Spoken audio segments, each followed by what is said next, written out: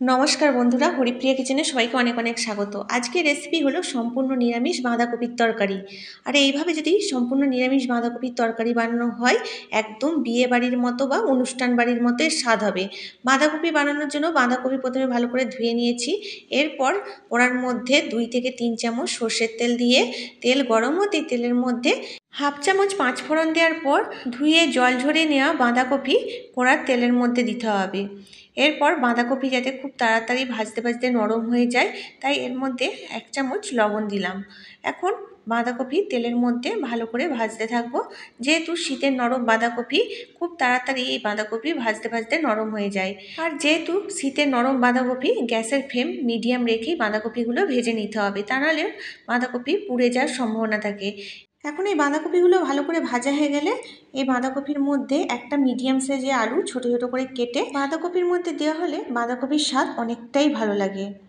এরপরে বাঁধাকপি আর আলু ভালো করে ভেজে নেব। এখন বাঁধাকপি আর আলু ভালো করে ভাজা হয়ে গেলে গ্যাসের ফ্লেম লো রেখে কড়া থেকে বাঁধাকপি আর আলু তুলে নিতে হবে। এরপর কড়ার মধ্যে 2 থেকে 3 চামচ সর্ষের তেল দেওয়ার পর ওই তেলের মধ্যে 4 ফালি টমেটো কেটে দিয়ে ভালো করে ভেজে নিতে হবে। এরপর টমেটো ভালো করে ভাজা হয়ে গেলে কড়াইয়ের তেলের মধ্যেই 1 চামচ আদা জিরে বাটা দিয়ে ভালো করে আদা জিরে বাটা ভেজে নেব। এরপর এর মধ্যে হাফ চামচ হলুদ আর হাফ চামচ লবণ দিয়ে আর হাফ চামচ লাল লঙ্কার গুঁড়ো দিয়ে ভালো করে মিশিয়ে নিতে হবে। যেহেতু তেলের মধ্যে এখানে গুঁড়ো মশলা দিয়েছি, তাই অল্প পরিমাণ জল দিয়ে মশলাটা কষে নিচ্ছি। এইভাবে যদি বাঁধাকপি বানানো হয়, বাঁধাকপির টেস্ট অনেক বেশি সুন্দর লাগে। অনুষ্ঠান বাড়িতে যেভাবে নিরামিষ বাঁধাকপির তরকারি বানানো হয়, এইভাবেই বাঁধাকপি বানালে অনুষ্ঠান বাড়ির মতো টেস্ট হবে। এখন বাঁধাকপির মধ্যে অল্প অল্প করে জল দেওয়ার পর ভালো করে কষে নিতে হবে। এরপর এই মশলা ভালো করে কষানো হয়ে গেলে ভেজে রাখা বাঁধাকপি আর আলু ভালো করে দিয়ে কষে নিচ্ছি। এরপর কষানো হয়ে গেলে শীতের তাজা মটরশুঁটি দিয়ে মিশিয়ে নিতে হবে বাঁধাকপির সাথে।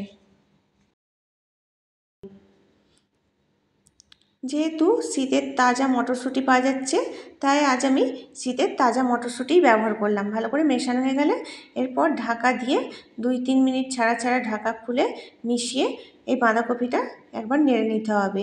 এরপর যেহেতু নিরামিষ বাঁধাকপি, তাই আমি এর মধ্যে হাফ চামচ চিনি দিলাম। বন্ধুরা, তোমরা চিনি পছন্দ না করলে এর মধ্যে চিনি ব্যবহার নাও করতে পারো। এরপর বাঁধাকপি ভালো করে মিশিয়ে নিচ্ছি।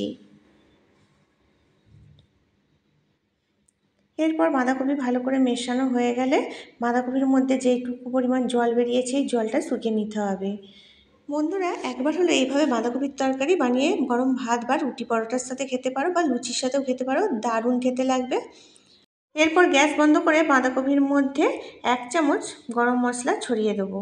বন্ধুরা, এখন এই বাঁধাকপির তরকারি পরিবেশনের জন্য একদম রেডি। বন্ধুরা, একবার হলে এইভাবে বাঁধাকপির তরকারি বানিয়ে গরম ভাত রুটি পরোটার সাথে খেয়ে দেখতে পারো। আজকের রেসিপি ভালো লেগে থাকলে লাইক, শেয়ার আর কমেন্ট করতে